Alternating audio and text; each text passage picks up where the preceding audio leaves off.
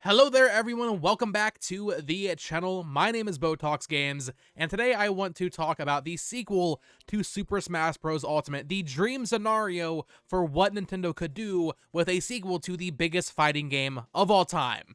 Let's talk about it. Alright, so it's been a while since I've talked about Smash Bros. On this channel, but as always, as we're seemingly ramping up to a potential Switch 2 reveal, the thought of a new Smash Bros. Being announced soon is getting closer and closer. I'm starting to kind of get warmed up to the idea of entering another Smash Bros. Hype cycle, which if you think about it, I mean, we kind of had a Smash Bros. Hype cycle from like 2013 all the way through to when Sora came out in 2021. This has been the biggest break in Smash Bros.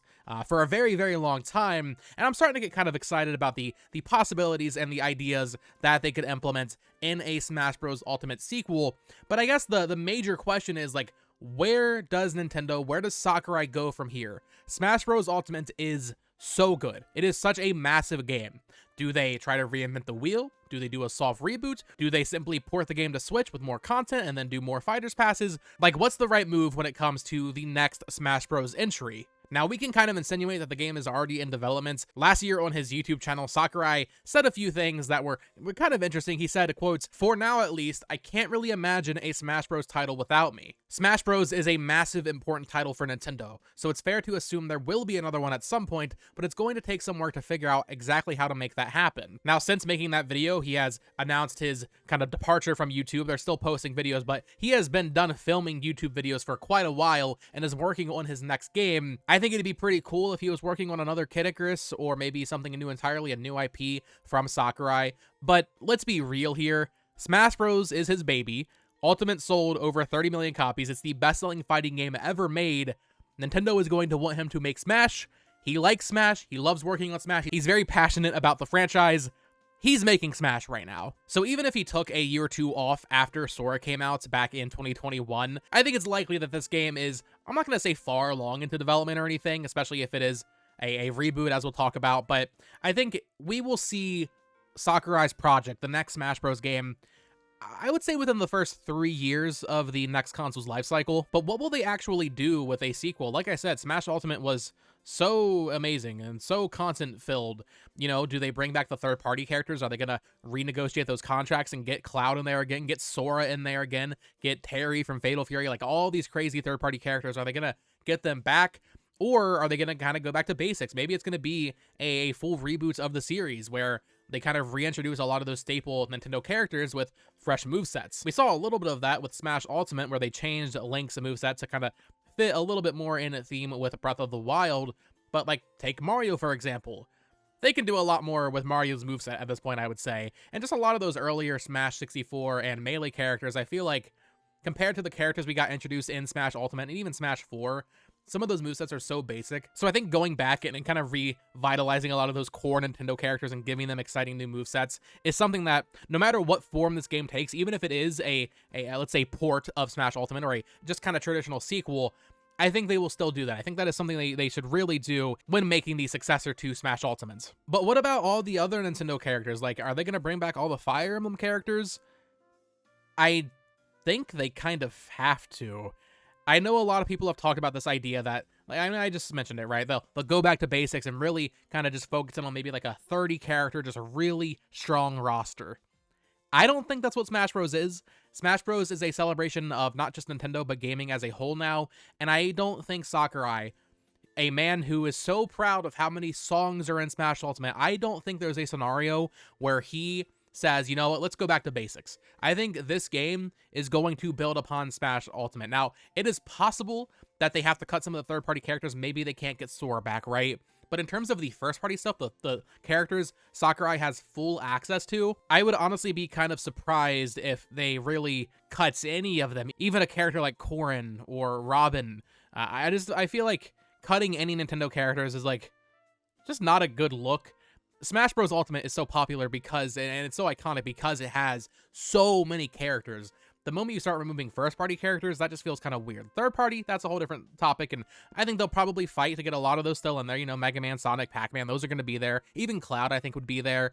You're really looking at, like, Sora. as like, and maybe like Steve or something. Like those are the characters that maybe would be cut. But even then, I mean, why wouldn't Disney want Sora in Smash? Why wouldn't Microsoft want Steve in Smash? I can't really imagine any of the people and the companies that have worked on Smash with Nintendo and bringing their characters over. Why would they change their tone when it comes to letting their character be represented in Smash? That just doesn't really make any sense. I feel like people kind of overstate the whole contractual nightmare that Smash Bros is. It is a contractual nightmare. There are so many papers that need to be signed, but when all the companies are on board with it, it becomes a lot less stressful, I imagine.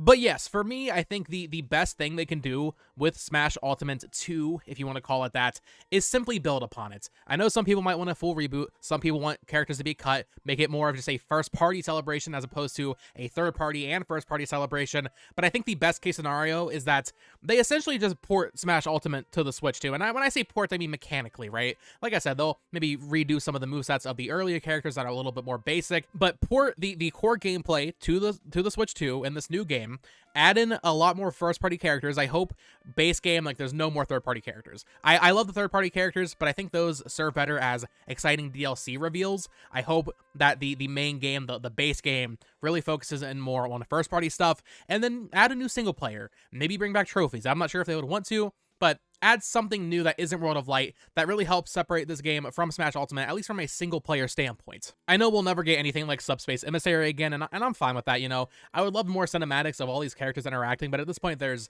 honestly just too many characters to really do that. Maybe they could do something smaller scale with just first-party Nintendo characters, and yeah, some characters just don't get to be included. Too bad. I mean, that'd be better than nothing, but some sort of new single player that isn't World of Light, like, just to really help separate this and make it feel less like not a port. I mean, even when Smash Ultimate was coming out, yes, it's the Ultimate Smash game, there were people saying, like, oh, this is just a Smash 4 port with more content. That's kind of what a sequel is. So if Smash Ultimate comes to Switch 2, they basically port the gameplay. Mechanically, it feels the same. I'm okay with that because I think Smash Ultimate feels the best in the series, but then it has some sort of new single player, more arcadey kind of fun modes, like break the targets, makes a proper return or something, right? And then we get just more first-party characters. I mean, it can be third-party too, but I would prefer first-party focus in the base game. For me, that is the dream scenario. And then from there, they do more fighters passes, more third-party stuff in that, and give this game a proper, like, 3-year life cycle. I mean, I don't want to work Sakurai to death, man. I don't want this man to keep grinding constantly, but, you know, maybe he can kind of tutor some people, get people working on that DLC, so maybe he could have more of just like a supervisor / producer type role, so he's not as hands-on, just kind of like guiding the newer devs at Nintendo, so that way they can support this game for a long time. I think Smash Ultimate it had DLC for the first half of the Switch generation, but it's been 3 years now, which is a long time with no Smash content. And I think it's such an important game. It's a game that sold 30 million copies. Nintendo, I think this goes for a lot of Nintendo games. I think they need to get better about live service stuff. I'm not saying, oh, this game needs to have a bunch of microtransactions and all that nonsense, but I think they need to understand that they can support games for more than 2 years. I'm going to do a video on Mario Kart 10, and I feel the same way about that, where I don't want Smash Ultimate 2 to come out and it just gets 1 or 2 fighters passes. I want this game to be supported the entire generation. Now, maybe it slows down at the tail end, right? Maybe they don't do a fighters pass 3 or 4, but they just say, hey, here's some Echo characters and a little Echo pass, or just like 1 or 2 characters here and there. The way that Smash Ultimate kind of cut its content after the fighters pass 2, like, at the time, it felt like, okay, well, we've been eating for so long, and it's been, you know, such a great run with Smash Ultimate and even Smash 4 before it, that it was fine to take a break, and I'm glad Sakurai got a break, but Smash is a game that kind of should just always be updated. Like, every year there should be at least a new character, I feel like. So that's what I want. Smash Ultimate on the Switch 2 with a new single player, a lot more base characters, ideally no cut characters. I know, like I said, some people might want some characters cut for one reason or another, but I think the logical next step is just building upon it even more. Smash Ultimate is such a great celebration, but I just cannot see Sakurai, cutting it back, because the whole thing for him is how big this game is. So bigger sequel with more characters and even better post-launch support. And just real quick, talking about some of the first-party characters I would like to see in this game. Man, I'm putting Mallow in the thumbnail. I think Geno is likely.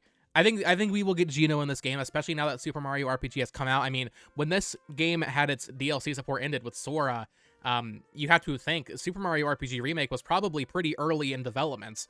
Whereas now we have Super Mario RPG coming out, and it's sold over 3 million copies. It's one of the best-selling Mario RPGs ever. I think the likelihood of Geno getting into the next Smash Bros. Game is pretty high, to be completely honest with you. Now, I would prefer Mallow. I think Mallow is a more interesting character. Geno would certainly be cool as well and very fun to play, I'm sure, but honestly, just give us both. Give us Geno and Mallow. Can you imagine if they do a trailer and it's like Geno, comes from the stars, and then Mallow has its own little intro too? It's like a double trailer. People are just like, oh my gosh, they did both characters. That'd be so cool. And beyond that, I mean, there's just so many more first-party characters and games that could be represented better. Animal Crossing, as much as I'm not like a huge Animal Crossing fan, but I think Animal Crossing could be represented a little bit better. Splatoon certainly deserves a second rep, I think, at this point. They could totally add in either a Gen 8 or Gen 9 Pokemon. We're 2 gens removed now from there being a Pokemon in this game. Obviously, they need to add Alear from Fire Emblem Engage. That's a no-brainer. And then go back to the well. I mean, Famicom Detective Club, it's been a thing people have talked about for years, where Sakurai initially wanted a Yumi from that series in Smash Bros. Now that Famicom Detective Club is back, I mean, maybe that's possible. I kind of doubt it, but that'd be a really cool deep-cut Nintendo character to put in the game, and I think that's what really boils down to for me. Like, I just want more of a first-party celebration. I love the third-party stuff, don't get me wrong, and I think for the DLC, like I said, that's the right choice. But for that base game, give me a Yumi. Give me Mallow from Mario RPG. Give me a Pokemon, even though I know we already have a lot of Pokemon. Give me more Zelda characters. Like, really focus on that first party when designing and kind of road mapping the launch of this next Smash Bros. Game. That's what I want from the Smash Ultimate sequel. So let me know your thoughts down in the comments below. Do you agree with me? Do you think the right choice for Nintendo and Sakurai is to just kind of bring Smash Ultimate to Switch with a new story mode and then more characters? Or do you think they should take it in a different direction, maybe cut it down a little bit? I would love to hear your thoughts down in the comments below. Of course, subscribe here for more Nintendo Switch news, reviews, discussions like this each and every day. Subscribe to my new channel at It's Amiibo. Follow me on Twitter at BotoxGames. And until next time, folks, peace.